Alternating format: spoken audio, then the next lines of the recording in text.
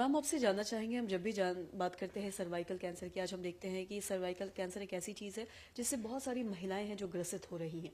मैं आपसे जानना चाहूंगी इसके जो शुरुआती लक्षण हैं वो कैसे समझ सकती हैं और कैसे वो सेल्फ एग्जामिन करके जाके डॉक्टर से कंसल्ट कर सकती हैं।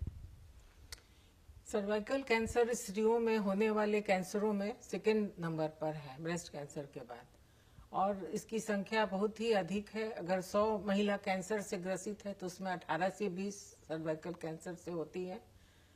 शुरुआती स्टेज में हो सकता है किसी किसी में कोई लक्षण ना हो, परंतु मेन लक्षण इसके हैं ये वजाइनल डिस्चार्ज आना, जो कि जिसमें की गंध भी हो सकता है, सफेद या गुलाबी रंग का, प्लस अनियमित रक्तस्राव, मतलब एबनॉर्मल ब्लीडिंग, जैसे कि पीरियड्स के बीच में ब्लड आना या संभोग करने के बाद ब्लड आना, या रजोनिवृत्ति यानी मेनोपॉज के बाद जब रुक जाता है उसके बाद ब्लड आना, और मासिक में अधिक ब्लड आना।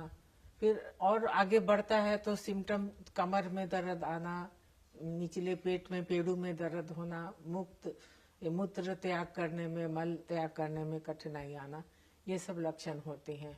और जब बीमारी फैल जाती है दूसरे अंगों में तब तो और जटिल लक्षण आ सकते हैं। और साथ ही जब भी हम सर्वाइकल कैंसर की बात करते हैं तो मैं आपसे ये जानना चाहूंगी, तो हमने उसके सिम्टम्स जाने, और साथ ही किन महिलाओं में ये ज्यादा देखा जाता है, और साथ ही साथ अगर हम इसके वैक्सीनेशन के बारे में बात करें तो वो लगवाना कितना जरूरी है, और जो भी महिलाएं 20 से या 25 से ऊपर हैं उनके लिए पैप्समेर टेस्ट करवाते रहना कितना जरूरी है। वैसे तो जो महिलाएं कम उम्र में शादी होती है या कम उम्र में यौन संबंध होते हैं और कई पार्टनर्स के साथ होते हैं, वैसे में ये ज्यादा देखी जाती है। लेकिन मुख्य कारण इसका एचपीवी वायरस है, जो अनुसंधान से पता चला है कि एचपीवी वायरस मतलब ही इसको ये बढ़ाता है कैंसर को।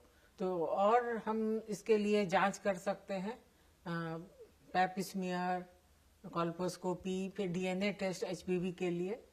और लेकिन सबसे अच्छा कारगर अभी ये अनुसंधान में निकला है वैक्सीन, एचपीवी वायरस के अगेंस्ट में वैक्सीन। ये वैक्सीन हम लड़कियों में 9 से 14 वर्ष के आयु में देने से सबसे ज्यादा कारगर रहता है। इसमें 2 डोज देते हैं 2 महीने के डिफरेंस में।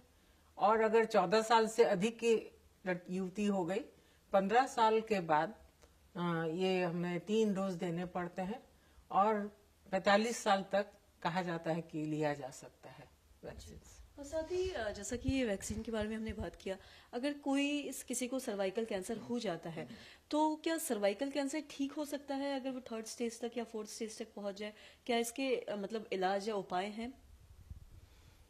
3rd 4th स्टेज में तो क्योर नहीं हो सकता है, लेकिन अर्ली स्टेज में, स्टेज 1 में इलाज होने से क्योर हो सकता है। इवन स्टेज 2, स्टेज 3 में भी अगर सही समय पर इलाज शुरू हो जाए और सही इलाज हो तो काफी हद तक उसमें सफलता मिलती है। और इवन स्टेज 4 में भी सही इलाज करने से कुछ पेशेंट बच जाते हैं, 30% पेशेंट कुछ दिन तक, और उनकी ये लक्षण कम रहते हैं और राहत रहती है।